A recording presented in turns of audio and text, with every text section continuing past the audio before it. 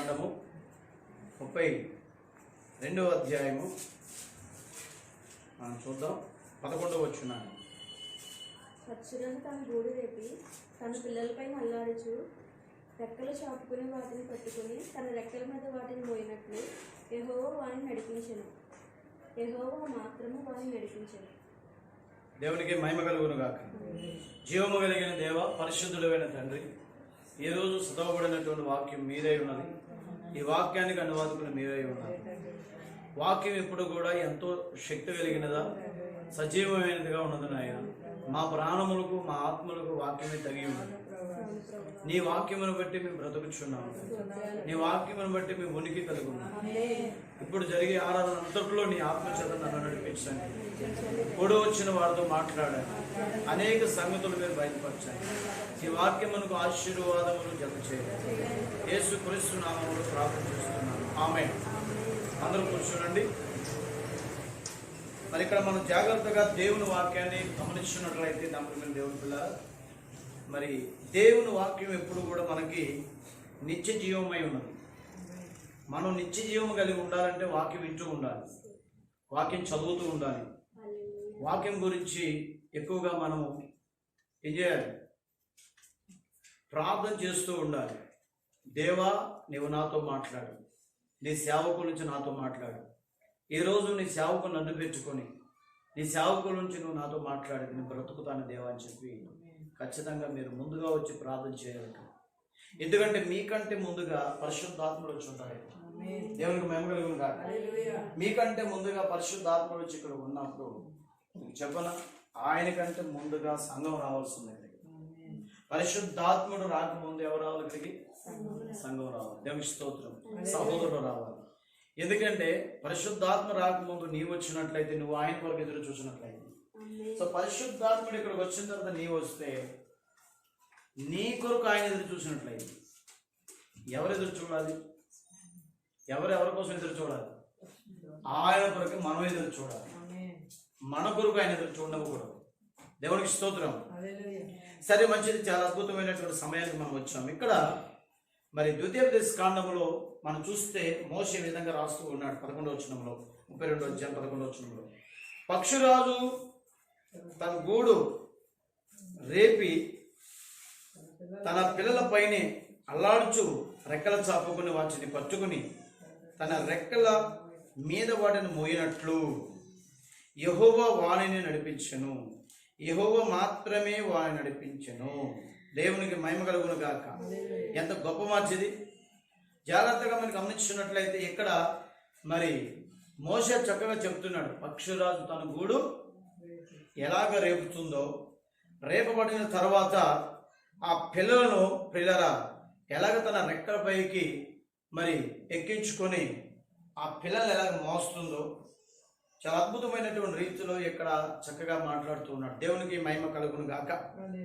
అంతేకాదు, ఆ పక్షిరాజు తన రెక్కల మీద ఆ పిల్లల్ని ఎలాగైతే మోస్తుందో అలాగే దేవుడు తన పిల్లలను కూడా మోసేవాడై ఉన్నాడు. అలాగే దేవుడు తన పిల్లల్ని నడిపించేవాడై ఉన్నాడు. దేవునికి స్తోత్రం కలుగును గాక. మన భారములు, మన సమస్యలు, మనలో ఉన్నటువంటి సమస్తాన్ని మరి మోయగలిగిన వాడు, మన భారములన్నీ తొలగించగలిగిన వాడు దేవుడు ఒక్కడే. మన సమస్యలన్నిటి నుండి విడుదల దయచేవాడు దేవుడు ఒక్కడే. ఇక్కడ మనం గమనించినట్లయితే యెహోవా వారిని నడిపించింది, యెహోవా మాత్రం వారిని నడిపించింది. ఈ లోకంలో ప్రియులారా మనలను మరి నిత్యత్వపు మార్గంలోకి నడిపించే దేవుడు మాత్రమే. దేవుడి చేత మనం నడిపించబడాలి. ఎందుకంటే ఆయనే మనల్ని రక్షించగలడు, ఆయనే మనల్ని విమోచించగలడు, ఆయనే మనల్ని పరిశుద్ధపరచగలడు, ఆయనే మనల్ని దేవుని నిజమైనటువంటి సింహాసనం యొద్దకు తీసుకుని వెళ్ళగలడు. దేవునికి మహిమ కలుగును గాక. మీ అందరికీ అర్థమవుతుందా? కాబట్టి ప్రియులారా ఇక్కడ జాగ్రత్తగా గమనించినట్లయితే పక్షిరాజుల గురించి మాట్లాడుతున్నాడు ఆయన. పక్షిరాజు తన యొక్క గూడు ఎలాగైతే రేపుతుందో అన్నమాట మనం చూస్తున్నాం. దేవునికి స్తోత్రం కలుగును గాక. ఇప్పుడు జాగ్రత్తగా మనం గమనించినట్లయితే పరిశుద్ధ గ్రంథం అంతట్లో కూడా పక్షిరాజుల గురించినటువంటి మరి సంగతులు చాలా స్పష్టంగా దేవుడు ప్రవక్తల ద్వారా వ్రాయించాడు. Praise the Lord. హల్లెలూయా. ఎందుకంటే పక్షిరాజు ఉన్న పక్షులన్నింటిలో కూడా ఒక వింతైనటువంటి పక్షిగా మనం గమనించవచ్చు. ప్రభు చెప్తున్నాడు, దేవునికి స్తోత్రం కలుగును గాక. పక్షిరాజు ఒక వింతైన పక్షి అని నేను కనుగొని ఉన్నాను అంటున్నాడు ఆయన. దేవునికి మహిమ కలుగును గాక. ఇతర పక్షుల కలను ఇది చాలా ఎత్తుకు ఎగరగలదు. ఇది ప్రత్యేకముగా నిర్మించబడినటువంటి పక్షిగా ఉన్నది. దేవునికి స్తోత్రం. ఇది తన గూటిని బండలలో చాలా ఎత్తుగా కట్టును. ఇది ఒక వింత పక్షి. ఇంకొక కార్యం ఏమనగా దాని రెక్కలు చాలా గట్టిగా నుండును. వాటిని మనము కటింగ్ ప్లేట్తో కూడా లాగలేము. అది ఎంతో పెద్ద పక్షి. ఉన్న వాటిల్లో అదే పెద్దది. దేవునికి మహిమ కలుగును గాక. ఒక చాలా వింతైన పక్షి. దానిలోని ప్రత్యేకత ఏమనగా ఇది శ్రేష్టమైన పక్షిగా నిర్మించబడి ఉన్నది. పక్షిరాజా అనగా ముక్కుతో చీల్చినదని అర్థం. పక్షిరాజు అనగా ముక్కుతో చీల్చినదని అర్థము. అది తన ముక్కుతో తన పిల్లలకు ఆహారం తినిపిస్తుంది. పక్షిరాజు తన ముక్కుతో ఏం చేస్తుందండి? ఆహారం తినిపిస్తుంది. దేవుడు వాక్యమును గురించిన ఒక చక్కని కార్యముగా అది మనకు సరిపోతుంది. ఆమె హల్లెలూయా. ఎందుకంటే దేవుడు తన నోటు ద్వారా తన బిడ్డల నోటులోనికి ఆహారమును తినిపించినట్లుగా అది కనిపిస్తుంది అన్నమాట. ఎందుకంటే పక్షిరాజు, నా ప్రియమైన దేవుని పిల్లలారా, పక్షిరాజు తన పిల్లలకు తన ముక్కుతో ఆహారం ఏ విధంగా అయితే పెడుతుందో యేసుక్రీస్తు ఒక మాట అన్నాడు. దేవుడు తన నోట నుండి ప్రతి మాట వలన, చూడండి దేవుడు చెప్పాడు అక్కడ, దేవుడు చెప్తున్నాడు మనుష్యుడు రొట్టె వల్ల మాత్రం కాదు, దేవుని నోట నుండి ప్రతి మాట వల్ల జీవిస్తాడు. దేవునికి మహిమ కలుగును గాక. హల్లెలూయా. కాబట్టి జాగ్రత్తగా గమనించినట్లయితే పక్షిరాజు యొక్క నిర్మాణం వేరు. పక్షిరాజు యొక్క ప్రియులారా, మరి దాని యొక్క రెక్కలు కానివ్వండి, దాని యొక్క నిర్మాణం కానివ్వండి, దాని యొక్క పరిస్థితి చాలా అద్భుతమైనది. మన ప్రాపర్చాడు అది యొక్క దాని యొక్క పొడవు ఎంతంటే 14 అడుగులు. దేవునికి స్తోత్రం. ఆ రెక్కలు ఇట్లా చాపగానే ఈ రెక్క నుండి ఈ రెక్క కొలిస్తే 14 అడుగులు వస్తుంది. అంతే పెద్ద పక్షి అది లేక పక్షిరాజు. దేవునికి స్తోత్రం కలుగును గాక. ఎందుకంటే ప్రియులారా, దానికి ఉన్నటువంటి రెక్కలు చాలా బలమగలవి. అర్థమవుతుందా? చాలా బలమైనటువంటి రెక్కలు అనుకున్నవి. దేవునికి మహిమ కలుగును గాక. మరి జాగ్రత్తగా మనం గమనించినట్లయితే ప్రియులారా, అది ఎత్తైన స్థలంలో గూడు కట్టుకుంటుంది. అది ఒక ఉద్దేశం కొరకు అది ఆ విధంగా చేస్తుందని మనం గమనించాలి. దేవునికి మహిమ కలుగును గాక. హల్లెలూయా. కాబట్టి నా ప్రియమైన దేవుని పిల్లలు జాగ్రత్తగా మనం గమనించినట్లయితే పరిశుద్ధ గ్రంథంలో ఇంకొక మాట రాయబడుతుంది. కీర్తన గ్రంథంలో 103వ కీర్తన 5వ వాక్యంలో మనం చూస్తే అక్కడ ఈ విధంగా ఆ భక్తుడు చెప్తూ ఉన్నాడు. ఏం చెప్తున్నాడు ఆయన? పక్షురాజు యవనం వలె నీ యవ్వనము కృతదగుచున్నట్లు. దేవునికి మహిమ కలుగును గాక. ప్రియులారా, పక్షిరాజు ఒక గొప్ప బలము గల రెక్కలను కలిగి ఉన్నదని మనం చూడొచ్చు. పక్షిరాజులో ఇంకొక గొప్ప గుణం ఏంటంటే అది తన యవ్వనమును నూతనపరుచుకున్నట్లుగా తనను నూతనపరుచుకుంటున్నారు. దేవుని స్తోత్రం కలుగును గాక. అర్థమవుతుంది మీ అందరికీ? పక్షిరాజు యొక్క ఆయుష్ ఎంతకాలం అంటే 100 సంవత్సరాలు. ఎన్ని సంవత్సరాలండి? పక్షిరాజు యొక్క ఆయుష్ 100 సంవత్సరాలు. చూడండి, పక్షిరాజు యవనము కృతదగుచున్నట్లు మేలుతో నీ హృదయం ఆయన తృప్తిపరుస్తాడు అని వాక్యం రాయబడుతుంది. నిజమైన మేలు చేయగలిగిన వాడు దేవుడు మాత్రమే. ఏ మనిషి చేయలేడు. దేవునికి మహిమ కలుగును గాక. ప్రియులారా, జాగ్రత్తగా మనం గమనిస్తున్నట్లయితే ఈ విషయం మనకు అర్థమవుతుంది. ఈ పక్షిరాజు 75 సంవత్సరాలు మరి గడిచిన తర్వాత దాని యొక్క ముక్కు, దాని యొక్క గోరులు, దాని యొక్క ఈకలన్నీ కూడా ప్రియులారా పొడవుగా అయిపోయి ఈకలు కూడా మన ఎగిరేటప్పుడు ఈకల నుంచి గాలి వెళ్ళిపోయి ఎత్తైన స్థలంలోనికి వెళ్ళలేని పరిస్థితి ఏర్పడుతుంది. గోరులు బాగా పొడవైపోయి దానికి పట్టుత్వం తగ్గిపోతుంది. ముక్కు కూడా పొడవైపోయి ఆహారం తినడానికి కష్టంగా ఉంటుంది. 75 సంవత్సరాలు అయిన తర్వాత ప్రియులారా పక్షిరాజు ఈ విధంగా ఆలోచన చేస్తుంది. ఇంకో 25 సంవత్సరాలు బ్రతకడానికి దానికి అవకాశం ఉంది. ఆ 25 సంవత్సరాలు ప్రియులారా అది బ్రతికేదానికి, జీవించేదానికి ఇప్పుడేం చేయాలంటే తన పాత ముక్కును విసర్జించాలి, పాత గోరును విసర్జించాలి. ఆ పాత ఈగలను విసర్జించాలి. దేవుని స్తోత్రం కలుగును గాక. కాబట్టి పక్షిరాజు ఒక గొప్ప గుణం ఏంటంటే నా ప్రియమైన దేవుని పిల్లారా, తనకున్నటువంటి ఆ 75 సంవత్సరాలు గడిచిన తర్వాత ఇంకా మిగిలినటువంటి 25 సంవత్సరాలు కాలం ఉంది కాబట్టి ఆ 25 సంవత్సరాలు కూడా అది ఎలా బ్రతకాలని ఆలోచన చేస్తుంటుందంటే యవ్వనము, నూతన యవ్వనం పొందిన పక్షిరాజుగా, క్రొత్త యవ్వనం పొందిన పక్షిరాజుగా ఉండాలనుకుంటుంది. అందుకే తన పాత గోర్లన్నీ తన ముక్కుతో లాగేసుకొని, ఆ పాత ఈగలన్నీ కూడా లాగేసుకొని, స్తోత్రం, ఆ ముక్కును బండకేసి రాకి ముక్కు కూడా ఊడిపోయేటట్టు చేసి ఒక బోడు పక్షిగా అయిపోతుంది. ఎందుకు అలాగా అయిందంటే ఆ యొక్క పక్షి రాజుల నుండి క్రొత్త ముక్కు రావడానికి కొంచెం టైం పడుతుంది, కొత్త గోర్లు రావడానికి కొంచెం టైం పడుతుంది, కొత్త ఈగలు రావడానికి కొంచెం టైం పడుతుంది. దేవుని స్తోత్రం. చాలా జాగ్రత్తగా గమనిస్తున్నారు. ఆమె హల్లెలూయా. అది మరలా పునరుద్ధరించబడడానికి, పునరుద్ధాన శక్తిని పొందడానికి, అది ఇంతకు ముందున్నటువంటి బలము కంటే అధికమైన బలాన్ని పొందడానికి, శక్తిని పొందడానికి పిల్లల ఆ పాత వాటిని అన్నింటిని కూడా విసర్జిస్తుంది. అది ఎంతో అద్భుతమైనటువంటి మాదిరిగా ఉంది ఈరోజు. దేవుని స్తోత్రం. ప్రతి ఒక్కరు గమనించాలి. సంఘంలో ప్రతి విశ్వాసు కూడా పిల్లరా తన పాత కార్యములు, పాత జీవితాన్ని, తనలో ఉన్నటువంటి పాతవన్నీ కూడా విసర్జించే పరిస్థితి ఉండాలి. నేను ఎప్పటి నుంచో ప్రార్థనా పరులని, కానీ ఇప్పుడేంటి, ఇప్పుడు లేదు అది. దేవుని స్తోత్రం. నేను ఎప్పటి నుంచి ఎంతో విశ్వాసం కలిగి ఉన్నాను, గతంలో ఎంతో విశ్వాసం కలిగి ఉన్నాను, మరి ఇప్పుడు సంగతి ఏంటి? ఆ విశ్వాసం నీకు లేదు. నేను ఎప్పుడో దేవుని పరిచయం ఎంతో కార్యాలు చేసి ఉన్నాను, మరి ఇప్పుడు సంగతి ఏంటి? దేవునికి స్తోత్రం ఉన్నగాక. నేను చెప్పింది మీకు అందరికి అర్థమవుతుందా? అర్థం కావట్లే మీకు? Praise the lord. పాతవన్నీ కూడా మనం ఏం చేయాలి? విసర్జించాలి. మీ పాత అలవాట్లు, పాత కార్యాలు, పాత ఉద్దేశాలు, పాత ఆలోచనలు ఇవన్నీ విసర్జించాలి. దేవునికి స్తోత్రం ఉన్నగాక. ఇప్పుడు ప్రజెంట్ దేవుని వాక్యాన్ని బట్టి నీవు ఏ విధంగా ఉండాలంటే, నేను ఎప్పటి నుంచో ఎలా ఉన్నాను కాదు, ఇప్పుడు వాక్యం ద్వారా మరలా నువ్వు నీ మనసు రూపాంతరం చెందాలి, నీ హృదయం మారి రూపాంతరం చెందాలి, నీ మనసు మారి రూపాంతరం చెందాలి, నీ ఆలోచనలు మారాలి, నీ ఉద్దేశాలు మారి రూపాంతరం చెందాలి. నీవే ఆత్మీయంగా రూపాంతరం చెందే దిశకు రావాలి. అనగా నీవు కూడా క్రొత్తగా కనబడాలి. నీకు యవనం అవసరం. ఇప్పుడు ఏ యవనం అంటే వాక్యానుసారమైన యవనం ఇప్పుడు మనకు అవసరమై ఉన్నది. దేవునికి మేము కలుగును గాక. ఎందుకంటే ప్రియులారా, ఇప్పుడు మనం ఎత్తబడేదానికి అనగా క్రీస్తు రెండవ రాకడకు చాలా దగ్గరగా ఉన్నాం. ఇప్పుడు మనకేం కావాలంటే ఎగరడానికి, ఎత్తబడడానికి కావలసిన బలం కావాలి. అందుకనే ఈ సంగతి అంతటి గురించి యెషయా చాలా చక్కగా మాట్లాడాడు.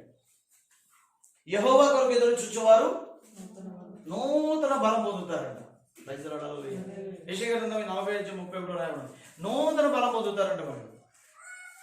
వారి తర్వాత పక్షిరాజు వలె రెక్కలు చాపుకొని పైకి ఎగిరిపోదురు. ఆమేన్. జాగ్రత్తగా మీరు గమనించినట్లయితే ప్రియులారా, పరిశుద్ధ గ్రంథంలో ఎంతో స్పష్టంగా తన ప్రవక్తలు వాక్యాన్ని రాయించారు. అయితే ఈ పక్షిరాజు ఈ 2 బండల చందులో ఈగలు, పాత ఈగలు, పాత ముక్కు, పాత గోరు లాగేసుకున్న బండ చందులు ఉన్నప్పుడు అది రూపాంతరం పొందడానికి రక్త మొరుగులు కొట్టుకుంటా ఉంటుంది. దేవుని స్తోత్రం కాక. అది ఎంతో సమయం, మరి ఎన్నో గంటలు, మరి కొంత సమయం ప్రియులారా అది ఆ యొక్క రక్త మొరుగుల్లోనే కొట్టుకుంటూ అదేమవుతుందంటే ప్రియులారా, మరి గంటకి తన యొక్క బలము, తన యొక్క శక్తి క్షీణించిపోయి కృషించిపోయే పరిస్థితిగా కనిపించింది. స్తోత్రం కాక. జాగ్రత్తగా మీరు ఆలోచన చేస్తున్నారా? ప్రజలు చెప్తారా? దేవునికి మహిమ కలుగును గాక. ఆ ఒక్క పక్షిరాజు ఇంకా 25 సంవత్సరాల కాలంలో నూతనంగా మరి కొత్తగా కనబడేదానికి ఇప్పుడు శ్రమ పడుతుంది. నూతన బలం పొందేదానికి ఇప్పుడు శ్రమ పరచబడుతుంది. రక్తం కారినా సరే, దానికి నొప్పి కలిగినా సరే నొప్పులు భరిస్తుంది, బాధలు భరిస్తుంది. రక్తం కారినా సరే ఒప్పుకుంటుంది అక్కడ. ఎందుకో తెలుసా?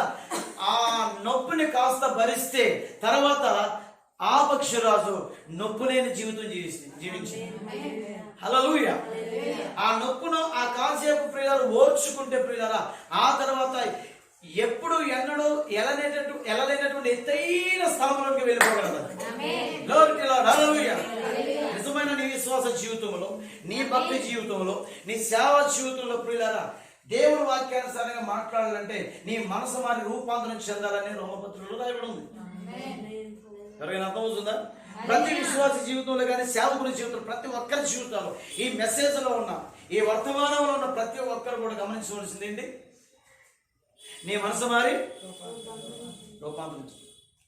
పాతవి గదించాలి, క్రొత్తవి నీ యొక్క జీవితంలోనికి వాక్యానుసారమైన క్రియలు కార్యాలు జరగడం మొదలవ్వాలి. దేవునికి స్తోత్రం కలుగును గాక. వెనక నువ్వు మరిచి ముందున్న వాడి కొరకు నువ్వేం చేయాలి? ఎదురు చూస్తూ సాగిపోవాలి. విశ్వాసంతో మీరు సాగిపోవాలి. ఆమేన్. అయితే ప్రియులారా, కొన్నిసార్లు నీకు నొప్పి కలిగించే కార్యాలు ఎదురవుతాయి. శ్రమ, బాధ, హింస, శోధనలు, నిందలు ఇవన్నీ నీ భక్తి జీవితానికి, నీ ఆత్మీయ జీవితానికి అడ్డుగాను లేకపోతే నొప్పిగాను ఉండొచ్చు. నేను చెప్పిన వాక్యాన్ని బట్టి దేవునికి స్తోత్రం కలుగును గాక. దేవుని వాక్యాన్ని బట్టి మాట్లాడుచు. నువ్వు ఎంత శోధింపబడతావు అంత సువర్ణంగా మార్చబడతావు. శ్రమ లేనిదే సింహాసనం లేదు. నువ్వు శ్రమించబడుతున్నావా? నీకు సింహాసనం అక్కడ ఉందంటున్నాను. దేవుడికి మహిమ కలుగును గాక. ఈ రోజు మీరు జాగ్రత్తగా గమనించినట్లయితే ఆ చిన్న పక్షిరాజు, ఆ బుల్లి పక్షిరాజు పిల్లలు జాగ్రత్తగా గమనించి ఇలాగ మాట్లాడుకుంటాం. అది 2 బండల యొక్క చందులో అదేం చేస్తుంది?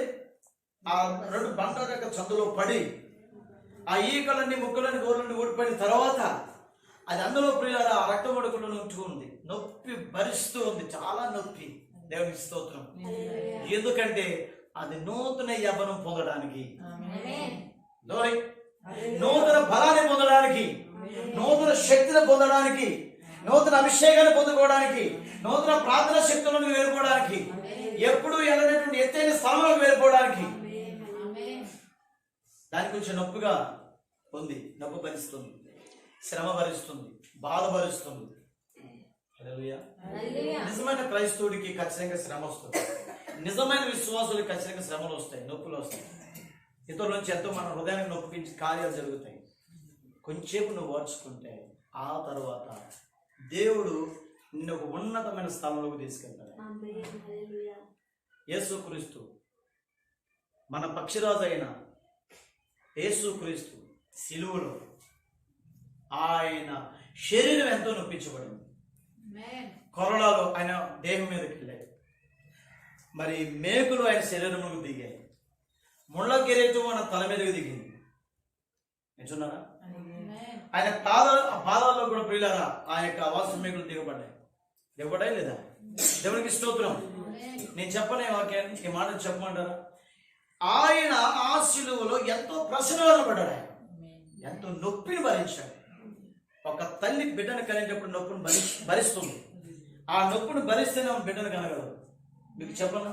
ఇక్కడ పక్షిరాజు నొప్పి భరిస్తుంది క్రొత్త యవ్వనం పొందడానికి, నూతన పక్షిరాజుగా మారడానికి. యేసుక్రీస్తు శిలువలో నొప్పి భరించాడు నీ కోసం, నా కోసం. ఆయన నొప్పి భరించాడు కాబట్టి ఆయన ప్రక్కలో నుండి వధువు పుట్టింది, వధువు జన్మించింది, ఆయన పిల్లలు జన్మించారు. ఎందుకంటే యేసుక్రీస్తులో ఆయన ఒక పక్షిరాజు, యేసుక్రీస్తు శిలువలో ఆయన పక్షిరాజు అయి ఉన్నాడు. దేవునికి స్తోత్రం చెప్పగలరా మీరు? హల్లెలూయా. దేవునికి స్తోత్రం కలుగును గాక. ఆయన ఎంత నొప్పి భరించాడు ప్రియులారా, తర్వాత అంత సంతోషం, అంత ఆనందంతో ఆయన ఉండగలిగాడు. ఆయన ఆనందం, ఆయన సంతోషం మనమై ఉన్నాం. మనమే ఆయన్ని ఆనందంగా సంతోషంగా ఉండగలిగేటట్టు చేయాలి. దేవునికి స్తోత్రం. అది నీ విశ్వాసం మీద, నీ జీవితం మీద, నీ ఆత్మీయ జీవితం మీద ఆధారపడి ఉంది. Praise the Lord. హల్లెలూయా. ప్రియులారా, జాగ్రత్తగా మీరు గమనించండి. పక్షిరాజు ఎంతో నొప్పిని భరిస్తుంది. మరి పక్షులకు ఆహారం ఎలాగా?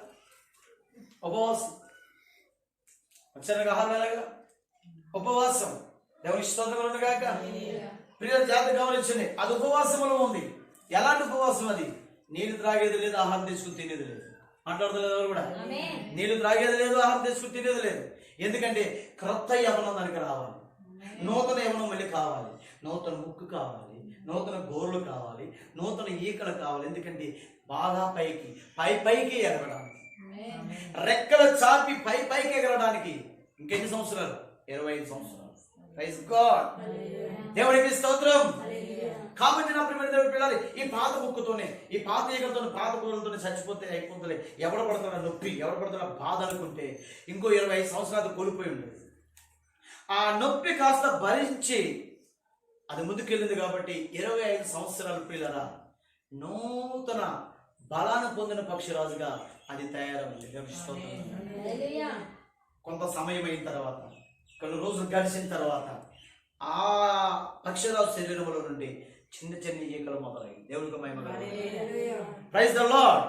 చిన్న ఈకలు మొదలైనవి, స్టార్ట్ అయింది. ముక్కు మెల్లమెల్లగా స్టార్ట్ అయింది, గోర్లు స్టార్ట్ అయింది. దేవుడికి స్తోత్రం కలుగును గాక. ఎందుకంటే ఆ రక్తమడుగులో చచ్చిపోయేదానికి కాదు, కానీ సావు వరకు వెళ్ళినట్టు ఉంటుంది ఆ నొప్పి. చచ్చిపోయింది కదా, అయిపోయింది అన్నంతగా ఆ బాధ ఉంటుంది. ఆ బాధలో, ఆ నొప్పులో, ఆ కష్టంలో, ఆ శ్రమలో పిల్లలు ముందుకు సాగుతుండే కానీ ఈ లోపల ఉన్నటువంటి ఈకలు బయటకు వస్తూ ఉంటాయి, ఆ ముక్కు బయటకు వస్తూ ఉంటుంది, పిల్లల గోర్లు బయటకు వచ్చి ఎదుగుతూ ఉంటాయి. దేవునికి మహిమ కలుగును గాక. ఆ ముక్కు బండకేసి రాగే పాత ముక్కు ఊడిపోయేదాకా పిల్లల రక్తం కాలుతున్నప్పటికీ కూడా స్తోత్రం, బండకేసి రాగింది చూసారా, అది చాలా అద్భుతం. ఆ ముక్కుతో గోరు బలవంతంగా పాత గోరు లాగేసింది చూసారా, అది చాలా అద్భుతం. ఒకవేళ నీ జీవితంలో వాక్యానుసారంగా నడవలేనటువంటి నీ జీవితంలో ఏమన్నా అంటే బలవంతమైన పనులు తీసి పడేయండి, పక్కన లేదా ఇక్కడ పడేసిపోండి, దేవుడు కాల్ చేస్తాడండి. దేవుడికి స్తోత్రంలో కానీ నేను చెప్పింది మీకు అందరికి అర్థమవుతుందా? కాబట్టి పిల్లలు ఈ పక్షిరాజు ఎంత బలంగా ఆ ముక్కుడు పెట్టేట్టు ఆ బండకేసి లాగింది. ఈ రోజు నీ బండ నా బండ ప్రభేసుకుస్తాయి, మన పాపలంటే బండకేసుకోవడం. పిల్లలు మన జారబడే బండ వేసుకురిస్తాయి ఉన్నాడు, నిన్ను విమోచించిన బండ వేసుకురిస్తాయి ఉన్నాడు, నీ పాపను కడిగిన బండ వేసుకురిస్తాయి ఉన్నాడు, మనల్ని ప్రియుల నిశ్శబ్దం తీసుకెళ్లి బండ కూడా వేసుకురిస్తాయి ఉన్నాడు. ఆ బండ దగ్గర వాక్య ప్రత్యక్షత ఉన్నది ఈ రోజు మనకి. దేవునికి మహిమ కలుగును గాక.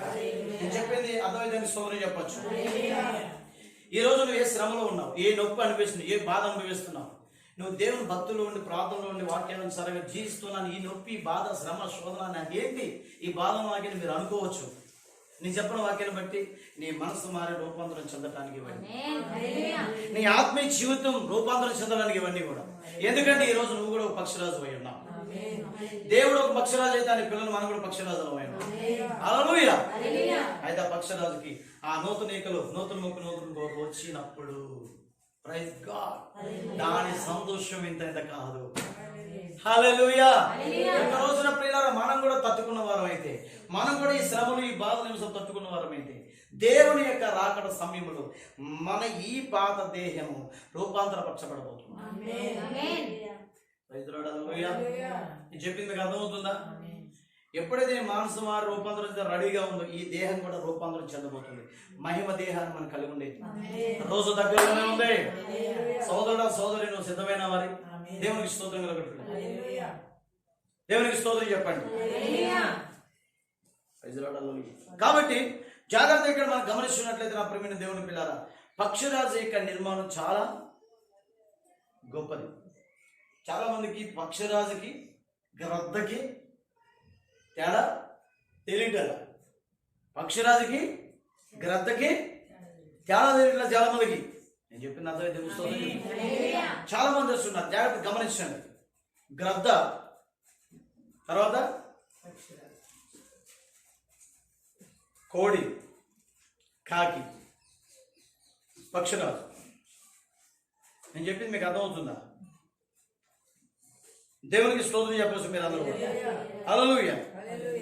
జాగ్రత్తగా మనం గమనించున్నట్లయితే ప్రియులారా, మరి ఈ విషయాన్ని మనం చూడగలం. ఒక నిమిషం జాగ్రత్తగా మనం గమనించినట్లయితే మన ప్రాఫిట్ ఈ విధంగా చెప్తున్నాడు. జాగ్రత్తగా గమనించండి. గ్రద్ద, అలాగే ఒక కాకి ఉంది, అలాగే కోడి ఉంది, పక్షిరాజు కూడా ఉంది. పక్షిరాజు తినే ఆహారం వేరు, పక్షిరాజు సంచరించే స్థలం కూడా వేరు. పక్షిరాజు తన గూడు కట్టేటటువంటి స్థలం కూడా ప్రత్యేకమైనది, ఉన్నతమైన స్థలం గూడు కడుతుంది. అంతరిక్షం కింద ప్రయాణం చేస్తుంది పక్షిరాజు. ఎత్తైన స్థలములోనికి అది ఎగరగలదు. ఏ పక్షి ఎగరలేనటువంటి ఎత్తైన స్థలంలోకి ఎగరగలడు. ఎవరి స్తోత్రం చెప్పగలరా మీరు? హల్లెలూయా. ఏ పక్షి ఎగరలేనటువంటి ఎత్తైన స్థలం వరకు అది ఎగరగలదు. అందుకే పక్షులన్నిటికీ ఏమైనది? రాజు. పక్షులన్నిటికీ రాజు అయి ఉన్నది. అందుకే పక్షి. జంతువులన్నిటికీ రాజు ఎవరు? సింహం ఎలాగో పక్షులన్నిటికీ రాజు పక్షిరాజు. దేవునికి మహిమ కలుగును గాక. జాగ్రత్తగా ఇప్పుడు మీరు గమనించినట్టయితే నా ప్రియమైన దేవుని పిల్లరా, గ్రద్ద ఎప్పుడైనా, డేగ కానీ గ్రద్ద కానీ ఎప్పుడైనా పక్షిరాజుతో పోటీ పడితే అది మధ్యలోనే వెళ్ళిపోతుంది, చచ్చిపోతుంది. కాబట్టి ఒక గ్రద్ద దానిని వెంబడించుటకు ప్రయత్నించినప్పుడు అది రైలుపోను. ఏది దాన్ని వెంబడింపజాలదు. దేవుని స్తోత్రములు కాక. లేదు లేదు, విమానము మాత్రం అలాగూ వెంబడించగలదు. అవునండి, మరి ఏ పక్షి దానిని వెంబడించజాలదు. కావున అంత ఎత్తునకు అది వెళ్ళను, దానికి కనులున్నవి. అంత పైకి వెళ్ళిపోయిన తర్వాత భూమి మీద ఉన్న దానిని కూడా అది చూడగలదు. అంత దూరం నుండి చూచును. అది తన కొరకు ప్రియులారా ఎరను. అది ఎంత పైకి వెళ్ళినప్పటికీ కూడా అక్కడి నుండి తనకు కావలసినటువంటి ఎరనది భూమి మీద చూడగలదు. అంత స్పష్టంగా ఉండదు దాని చూపు. తనకు కావలసిన ఆహారం ఏది భూమి మీద ఏదైతే ఉందో దాన్ని స్పష్టంగా చూడగలదు. అది కట్టుకున్న గూటిలో పిల్లలు ఎలాగ ఉన్నాయో స్పష్టంగా చూడగలదు. తను కట్టుకున్న గుడ్లు ఏ విధంగా భద్రంగా ఉన్నాయో లేవో స్పష్టంగా చూడగలదు. ఎందుకంటే దానికి శత్రు సర్పమై ఉన్నది. పక్షిరాజు యొక్క శత్రువు సర్పమై పామై ఉన్నది. సర్పము ప్రియులారా పక్షిరాజు యొక్క పిల్లలు కానీ గుడ్లు కానీ తినేదానికి ప్రయత్నించేది. ఎందుకంటే పక్షిరాజు యొక్క గుడ్లు చాలా టేస్టీగా ఉంటుందండి. పక్షిరాజు యొక్క పిల్లలు కూడా చాలా టేస్టీగా ఉంటుంది. అందుకనే ప్రియులారా ఆ సర్పం ఏదైతే ఉందో ఆ కొండ పైన ఆ బండల చొందలు కట్టబడినటువంటి కూతులో ఉన్న పిల్లలు కానీ గుడ్లు కానీ తినడానికి ఈ సర్పము వెళ్ళినప్పుడు పక్షిరాజు ఎంత ఎత్తులో ఉన్నప్పటికీ కూడా చాలా ఫాస్ట్గా చాలా స్పీడ్గా ఎన్నో మైలు వేగంతో అది అమాంతంగా ఎక్కడికి వస్తుందంటే తనకున్నటువంటి గూటు దగ్గరికి రాగలదు. మీకు చెప్పనా, పక్షురాజుకి శత్రు సర్పమే. అయితే ఆ సర్పాన్ని ఏ విధంగా అది చంపగలదు, ఏ విధంగా దాన్ని ప్రియులారా తుత్తునీలుగా చేయగలదంటే ఆ పక్షిరాజు ఒక దుమ్ములోకి వెళ్ళిపోయి లేక ఒక దూళ్ళలోకి వెళ్ళిపోయి తన రెక్కల నిండా దుమ్ము నింపుకొని గూడు దగ్గరకు వచ్చినటువంటి ఆ సర్పము దగ్గరకు వచ్చి ఆ దుమ్మంతా ధూళంతా తన కళ్ళలోకి దులిపేస్తుంది. ఆ సర్పము కొట్టుకుంటున్న సమయంలో కంట్లో ఆ ధూళి పడినప్పుడు ఈ పక్షిరాజు తన గోరుతో సర్పాన్ని చీల్చేస్తాడు. తన ముక్కతో ఆ యొక్క సర్పం యొక్క తలని రెండుగా కట్ చేసేస్తాడు. అంత బలమైంది. హలో పక్షిరాజు సర్పాన్ని చంపగలిగిన ఉపాయము దానికి తెలుసు. ఈరోజు ఆది సర్పం గడ సర్పం సాతాన్ని ఓడించగలిగిన ఆ యొక్క దైవికమైన ఉపాయము ఆ యేసుక్రీస్తుకు తెలుసు. సిలువలో అదే చేశాడు. దేవునికి స్తోత్రం కలుగును గాక. ఆది సర్పం గడ సర్పము మనకు శత్రువైన వాడు. వాడిని ఎలా ఓడించాలో యేసుక్రీస్తు తెలుసు. అందుకనే ఆయన సశరీరుడిగా ఈ భూమి మీదకి వచ్చి సిలువలో వాడిని ఓడించాడు. దేవునికి స్తోత్రం చెప్తారా? వాడి తలను చితకదొక్కినట్టుగా మనం బైబిల్ చూడాలి. అందుకని బైబిల్లో మాట ఉండదు. పౌలు గారు రాస్తారు రోమా పత్రికలో, సమాధానకర్తగా దేవుడు సాతాను మీ కాళ్ళ క్రింద శీఘ్రముగా చితకదొక్కించును. ఎవరి కాళ్ళ కింద? పక్షిరాజు పిల్లల కాళ్ళ కింద. ఎవరి స్తోత్రం చెప్తారా? అయితే వాడిని జయించాలి, వాడిని ఓడించాలంటే ఇప్పుడు నువ్వు ఎక్కడికి రావాలి? మాట్లాడతలేదు. వాక్యమనే ఈ పొలములకు నువ్వు రావాలి. ఇక్కడ వాక్యముతో నువ్వు నింపుకోవాలి. అప్పుడు అపవాది ఎలాంటి బాణం నీకు విసిరివేసినా వాడు ఏ విధంగా నీకు యుద్ధం చేయడానికి వచ్చినా వాక్యంతో నిలబడితే చాలు. ఆ వాక్యమే వాడితో యుద్ధం చేస్తాడు. ఎందుకంటే వాక్య ఖడ్గం నీకు ధరింప చేయబడ్డా. దేవునికి స్తోత్రం. ఎవరు మాట్లాడతలేదు? హల్లెలూయా. కాబట్టి నా ప్రియమైన దేవుని పిల్లలు జాగ్రత్తగా మీరు గమనించినట్లయితే పక్షిరాజు పరిశుద్ధ గ్రంథములు మనం చూసిన పిల్లరా పక్షిరాజుకు ప్రవక్తలందరూ పోల్చబడ్డారు. యెహోవా పక్షిరాజు ఎవరో కాదు, ప్రవక్తలై ఉన్నారు. దేవునికి మహిమ కలుగును గాక. యేసుక్రీస్తు యొక్క పక్షిరాజు ఎవరో ఆయన పిల్లలై ఉన్నారు. ప్రజలు చెప్తారు కదా. హల్లెలూయా. కాబట్టి ఈరోజు మీకు నేను చెప్పేది ఏంటంటే నా ప్రియమైన దేవుని పిల్లరా చాలా మందికి గ్రద్దకి పక్షిరాజుకు వ్యత్యాసము తెలియదు. కాబట్టి పక్షిరాజు ఎంత ఎత్తులోకైతే వెళ్తుందో గ్రద్ద కూడా అనుకుంటుంది నేను కూడా నీతో కూడా అంత ఎత్తులోకి వస్తా వస్తా వస్తా వస్తా అంటూనే కొంచెం దూరం వెళ్ళేసరికి తన కళ్ళు మసకబారిపోయి చూడలేని పరిస్థితి అయిపోయి కళ్ళన్నీ ఒక భయంకరమైన పరిస్థితికి అయిపోయి దాని గుండె వేగంగా కొట్టుకొని అక్కడికక్కడ చచ్చిపోతుంది గ్రద్ద. అది గ్రద్ద అయినా డాగే అంత ఎత్తులోకి వెళ్ళి అది చచ్చిపోయింది. పక్షిరాజుతో ప్రయాణం చేయాలంటే అది కూడా ఒక పక్షిరాజు అయి ఉన్నది. గ్రద్దలు, కోడులు, కాకులు ప్రయాణం చేయలేదు. చాలా మందికి అర్థం కాని విషయం. కొంతమంది అంటారు గ్రద్ద గ్రద్ద గ్రద్ద అని. గ్రద్ద పుస్తకమా, గ్రద్ద మెసేజ్, గ్రద్ద వర్తమానం.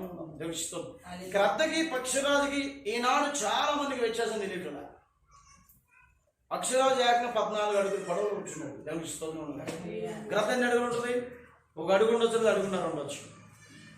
ఇంకా ఎక్కువైతే 2 అడుగులు ఉంటుంది. ఉండదు. దేవిస్తోంది అనుకుందాం. కాబట్టి నా ప్రియమైన దేవుని పిల్లారా, ఇప్పుడు జాగ్రత్తగా గమనించండి. ఎన్ని అడుగులు అన్నది కాదు, కానీ పక్షిరాజు యొక్క ఆహారం కూడా వేరే. అది ఇప్పుడు తాజా ఆహారం తెచ్చుంది. కుళ్ళిపోయినది అసలు తిననే మాట్లాడతలేదంటే ఎవరు? నిల్వ చేయబడిందని అసలు తినే తినదు.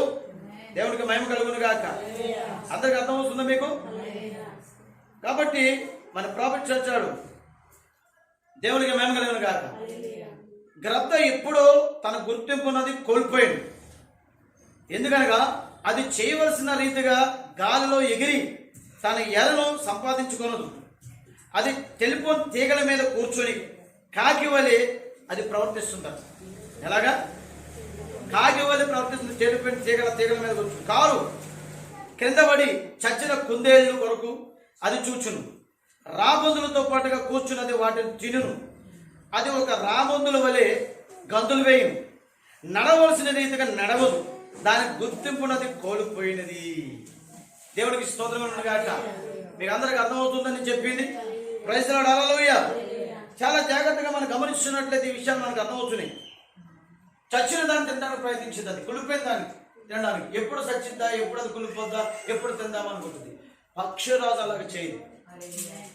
కాకి కూడా అంతే. రోగకరమైన ఆహారం తినడానికి ఇష్టపడుతుంది. కోడి అంతే. పెట్టలో ఉన్న వాటిని తినడానికి ఇష్టపడుతుంది. అందరికి అర్థమైందా? ఏదైతే ఆమె పెంచాలి చెప్పి. కానీ పక్షిరాజు ఒక్కటే తాజా ఆహారం తింటుంది. అంటే అప్పటికప్పుడు చంపుకొని తింటుంది. అది ఎంత పెద్ద జింక అయినా, లేడైనా, గొర్రె అయినా తనకు కావలసిన ఆహారం అదైతే కనుక తన పిల్లల కోసం, తన కోసం బ్రతకడానికి అది బ్రతుకున్నటువంటి దాన్ని చంపుకొని తింటుంది. దాని ప్రత్యేకత అది. యేసు క్రీస్తు మనకి నిజమైన ఆహారం అయి ఉన్నారు. ఎంత బ్రతికినదైనా, ఎంత చూడండి, ఎంత బ్రతుకున్నదైనా చంపుకొనే తినాలి. పక్షులు చేసే పని అది.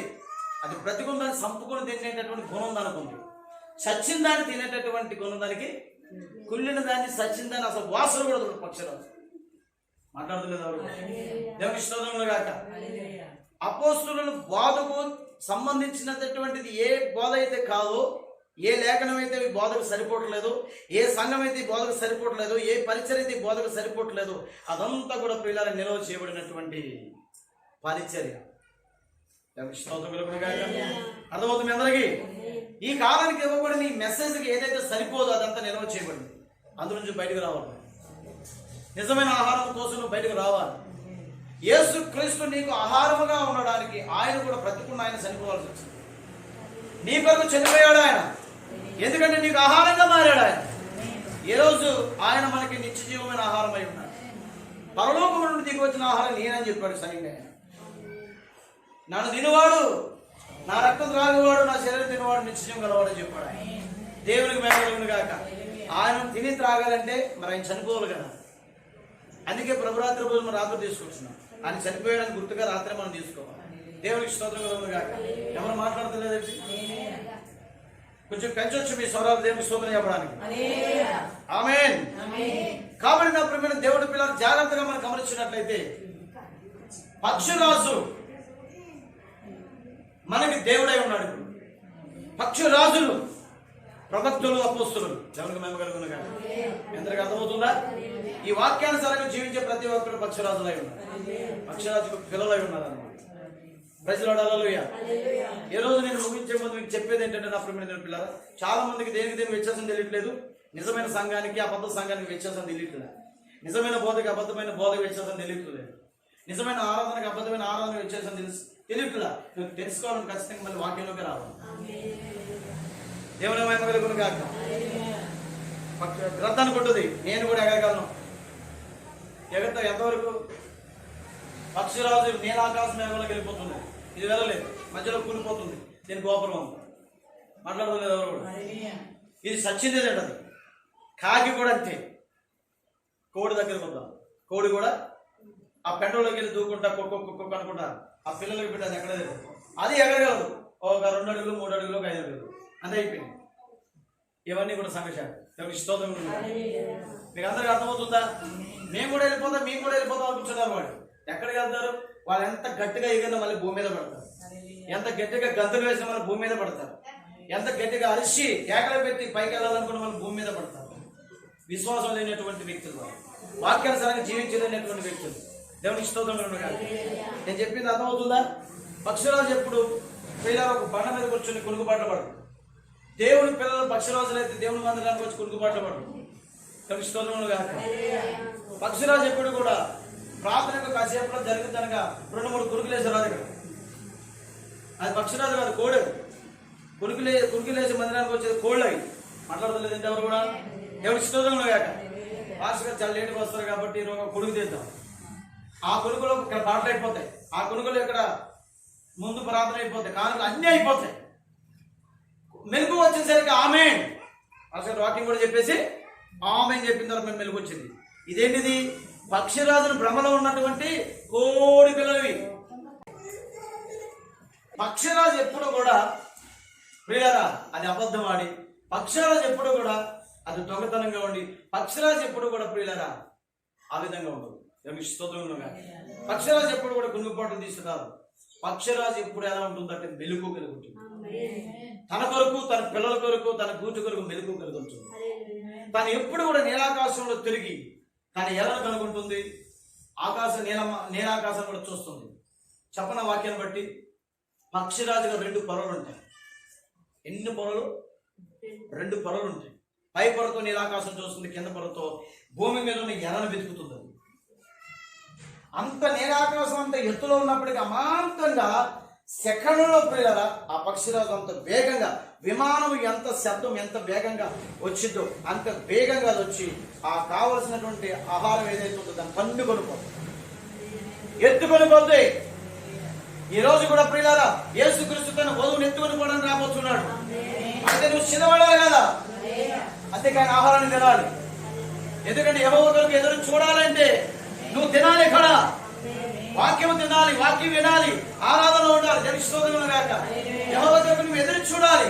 నువ్వు ఎదురు చూస్తుంది ఆయన 2వ రాకడ కోసం, నువ్వు ఎదురు చూస్తుంది పరిశుద్ధాత్మ కుమ్మరింపు కోసం, నువ్వు ఎదురు చూసేది రాకడలు ఎత్తబడడానికి, నువ్వు ఎదురు చూసేది మహిమ శరీరం పొందుకోవడానికి, నువ్వు ఎదురు చూసే 1000 పనుల్లో ఉండడానికి, నువ్వు ఎదురు చూసేది ఆయనతో కూడా మాట్లాడుతున్నది కూడా 7 సంవత్సరాలు విందులో ఉండడానికి.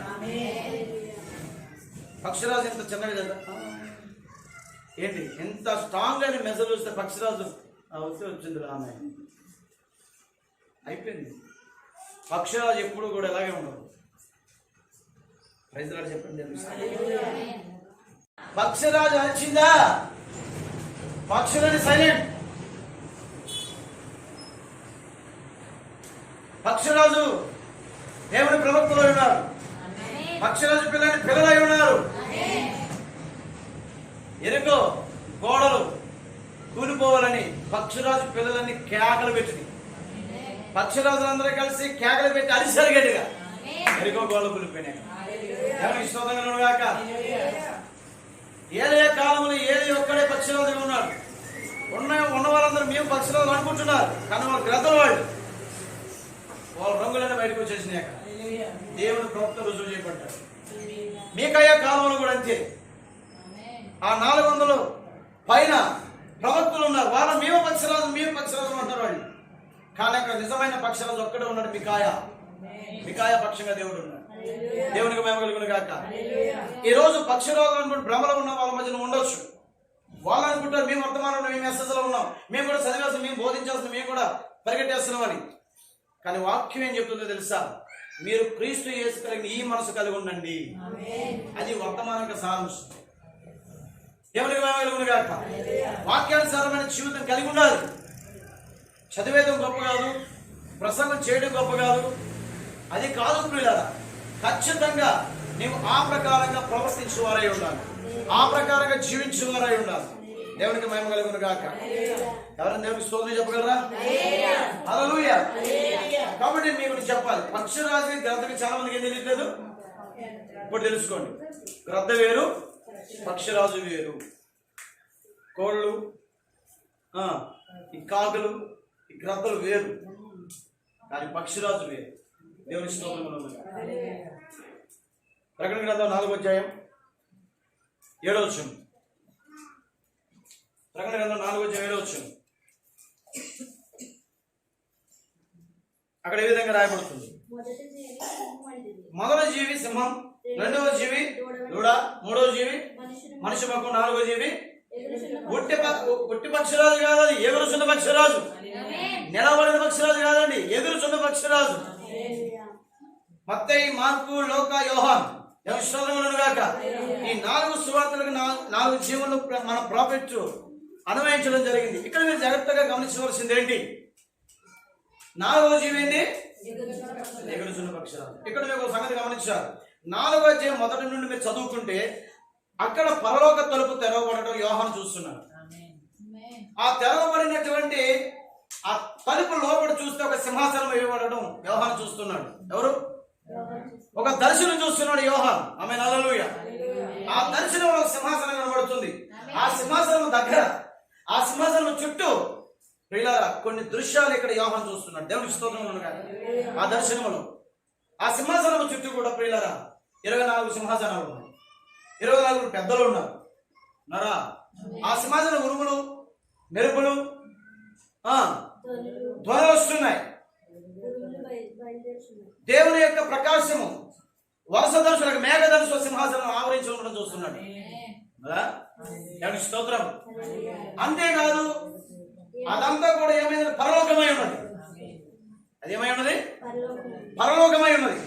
అక్కడ రాయబడింది. అక్కడ 4 జీవులను కూడా యోహాను చూస్తున్నాడు. దేవుని స్తోత్రం చెప్పండి కదా. ఏ జీవులమ్మా? 4 జీవులు చూస్తున్నాడు. సింహం, దూడ, మనిషి ముఖం, పక్షిరాజు. దేవుని స్తోత్రం ఉండగా ఎంతకు అర్థమవుతుందా? అర్థం కావడం మీకు. పక్షిరాజు చూశాడా లేదా యోహాను అక్కడ?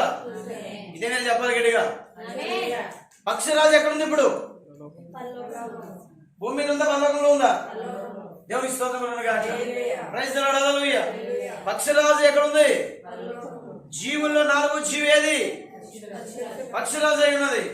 జీవి అంటే అది జీవించేది. అక్కడ ప్రతిమ కాదు, అది బొమ్మ కాదు, జీవిస్తున్న పక్షిరాజు అక్కడ. ఆమె చెప్తారు కదా. దేవునికి స్తోత్రం ఉండగాక. యోహాను చూస్తున్నాడు జీవిస్తున్న పక్షిరాజుని. యోహాను ఒక పక్షిరాజు అయి ఉన్నాడు. అందుకని తన 2 కళ్ళతో దర్శనం చూడగలుగుతున్నాడు. ప్రవక్తలు, అపోస్తుల దర్శనం చూడగలరు. దేవుని స్తోత్రం ఉండగాక. ఓ పక్షిరాజు యొక్క చూపు చాలా అద్భుతమైనది. అదే చూపు ప్రవక్తలకు ఇవ్వబడింది.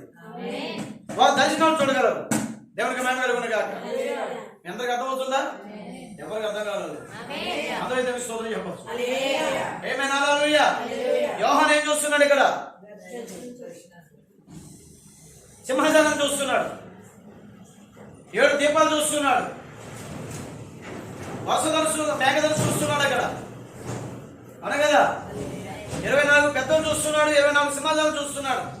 వీటన్నిటితో పాటు 4 జీవులు చూస్తున్నాడు. అందులో 4వ జీవి ఎక్కడుంది? గ్రద్ద ఉంది అక్కడ. మరి చాలా మంది గ్రద్ద అంటున్నారు, మాట్లాడలేదండి. గ్రద్ద పరలోకంలో ఉందా? కోడి పరలోకంలో ఉందా? మాట్లాడలేదు ఎవరు కూడా. కాకి పరలోకంలో ఉందా? దేవునికి స్తోత్రం గాక. ఇప్పుడు పరలోకంలో సింహాసనం దగ్గర ఉంది ఎవరు? పక్షిరాజు. పక్షిరాజు అని చెప్పబడింది అక్కడ. ఎందుకంటే ఆయన పిల్లల్ని పక్షిరాజులుగా పోల్చాడు. ఆయన కూడా పక్షిరాజుగా పోల్చుకున్నాడు. ఆయన దేవునికి స్తోత్రం గాక. కోడిగాను, కాకిగాను, రాబందుగాను, గ్రద్దగా పోల్చబడలేదు ఎక్కడ కూడా. మాట్లాడుతున్నది ఎవరు కూడా.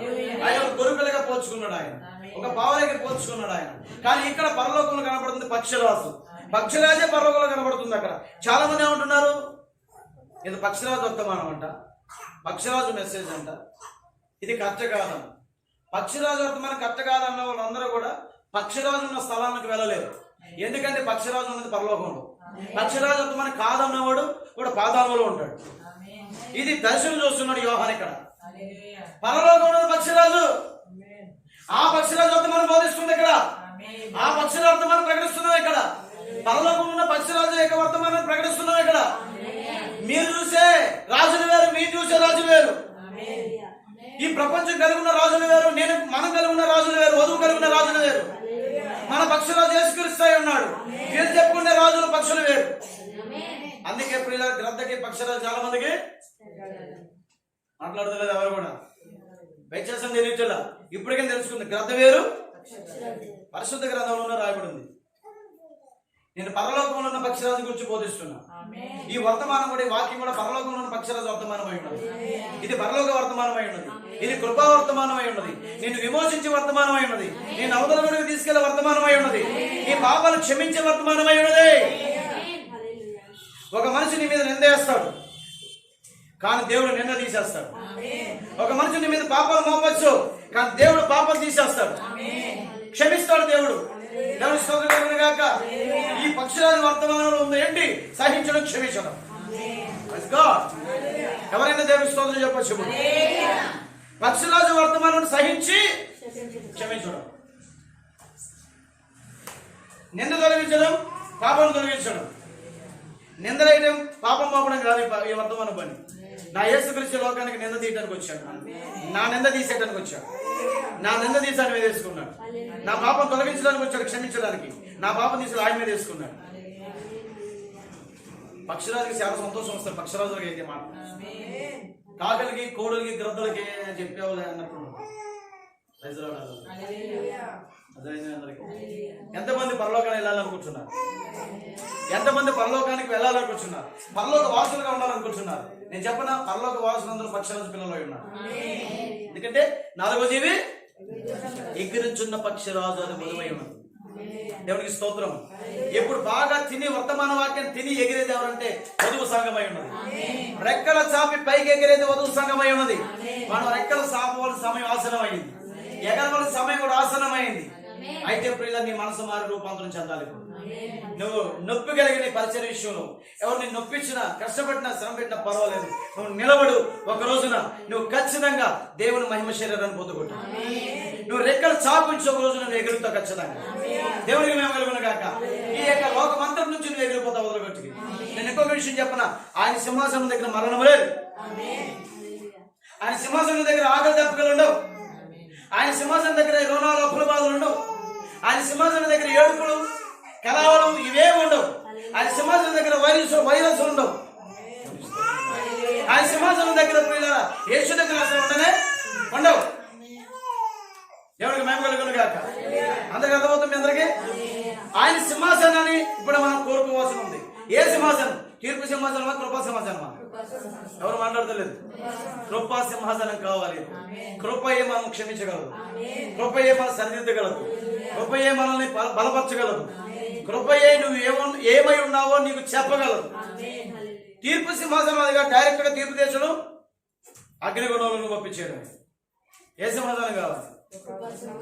కృపా సింహాసనం కావాలంటే నువ్వెంత తగ్గించుకుని రావాలి, నువ్వెంత సమర్పణ కలిగి రావాలి, ఎంత విశ్వాసంతో రావాలి, దేవుని వాక్యంలో ఎంత చక్కగా నువ్వు ఎదగాలి, దేవుని వాక్యానుసారంగా జీవించడానికి ఎంతగా సమర్పించుకోవాలి, దైవజనులు చెప్తున్న ప్రతి వాక్యాన్ని నువ్వు ఎంతగా పరిశీలించాలి.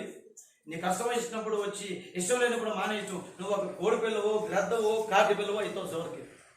పక్షిరాజు ఎప్పుడు అలా చేయదు. ఒక్కసారి స్వరమైనదా వెంటనే ఆ పక్షిరాజు వర్తమానాన్ని హత్తుకుంటుంది, చేరుకుంటుంది. మళ్ళీ వెనక్కి తిరిగి చూడదు. పక్షిరాజు యొక్క తీర్మానమే గొప్పది. పక్షిరాజు తీర్మానం ఒక్కసారి తీర్మానం చేసిందని వెనక్కి తిరిగి చూడదు. చావనన్న సస్తది కానీ వెనక్కి తిరిగి చూడదు. చావనన్న సస్తది కానీ కుళ్ళిపోయింది అంతే. చావనన్న చేస్తుంది కానీ సంఘశాఖలోకి వెళ్దావు. మాట్లాడుతున్నారు కూడా. చావనన్న సస్తది కానీ సంఘశాఖల దగ్గరికి వెళ్ళి ప్రార్థన చేయించుకుంటా వస్తుంది. పక్షిరాజు యొక్క విశ్వాసం కలిగిన ఏ విశ్వాసం చేయలేడు. పక్షిరాజు పిల్లలు ఖచ్చితంగా వాళ్ళొక్క మంచి కాపన కలిగి ఉంటారు. మంచి వాక్య బోధన కలిగి ఉంటారు. వాళ్ళు మంచి సహవాసం గుర్తించగలుగుతారు. వాళ్ళు దేవునికి స్తోత్రం కలుగును గాక. కాపట్టోడల్లా వచ్చినోడల్లా కాపరనుకునేది పక్షిరాజు కాదు. అది మాట్లాడుతుంది. నీ కాపని దేవునికి ఇచ్చాడు. నీ సేవకుని దేవునికి ఇచ్చాడు. నువ్వు సేవకుడు చెప్పిన వాక్యం నువ్వు లోబడినప్పుడే, నువ్వు సేవకుడు చెప్పిన వాక్యానికి నువ్వు స్థిరపడినప్పుడే, విశ్వసించినప్పుడే నువ్వు పక్షిరాజు పిల్లలకి జాబితాలో ఉన్నాడు. నువ్వు కూడా రెక్కల సాపి ఎత్తబడగలవు. నేను ముగించే ముందు చెప్తున్నాను మాటలు. దేవుడికి స్తోత్రం కలుగును గాక. నేను చెప్పింది అర్థమవుతుందా? కాబట్టి ఈ రోజు మనకు పక్షిరాజు అభిషేకం ఉన్నాం. పక్షరాజు ఎక్కడ ఉంది ఇప్పుడు చెప్పండి? పక్షరాజు ఎక్కడ ఉందమ్మా? పరలోకంలో. పరలోకం ఉన్న పక్షరాజు వర్తమానం ఇది. యోహాన పక్షరాజుని చూశాడు. ఎగురుచున్న పక్షరాజు వధువై ఉన్నాడు. ఆ పక్షరాజుకి పక్షరాజు యేసుక్రీస్తు అయి ఉన్నాడు. దేవుని స్తోత్రములు గాక. నీ సేవకుడు కూడా ఒక పక్షరాజు అయి ఉన్నాడు. మీరు కూడా పక్షరాజులు అయి ఉన్నారు. పక్షరాజు ఎప్పుడు కూడా ముక్కులకి చెవులు పెట్టుకుంటారు. ఇంటికి చెట్లలోకి పక్షరాజు ఎప్పుడైనా ముక్కులకి చెవులు పెట్టుకుందా? కట్టెలు పెట్టుకుని వచ్చిందా? గజ్జలు సౌండ్ వేసుకుని వచ్చిందా? మాట్లాడుతుంది. పక్షరాజు ఎప్పుడు కూడా పక్షరాజే. గొర్రె ఎప్పుడు గొర్రెకి ఎప్పుడు ముక్కులకి చెవులు ఉన్నాయా? అది గజ్జల గుర్రం కాదు, ముక్కులకి చెవులు పెట్టుకోవడానికి గొర్రె పిల్లలు. పక్షరాజు ఏంటి చెప్పండి? పక్షరాజు గొడుగులా. పక్షరాజు తన యొక్క చూపు, తన యొక్క ఆహారం, తన యొక్క ఎగరం అంటే ఒక ప్రత్యేకమైనది. పక్షరాజు పిల్లలాగా ఉంటాయండి. ఎంత గట్టిగా ప్రయత్నించిన గ్రద్ద పక్షరాజు అవ్వదు, పక్షరాజు గ్రద్ద అవ్వదు. కోడి పక్షరాజు అవ్వదు, పక్షరాజు కోడి అవ్వదు. కాకి పక్షరాజు అవ్వదు, పక్షరాజు కాకి అవ్వనే అవ్వదు. పక్షరాజే, గ్రద్దే. గ్రద్దకి పక్షరాజుకి వ్యత్యాసం. గ్రద్ద పరలోకంలో చూడలేదు యోహాను, పక్షరాజుని చూశాను. ఆ పక్షరాజు వర్తమానం ఇది. ఇంకా అర్థమైందా మీకు? దేవుని స్తోత్రం. అంటే అభిషేకాన్ని పొంది యోహాను చూసిన అదే పరలోకానికి వారసులుగా మీరు కూడా ఉందిరుగా. God bless you.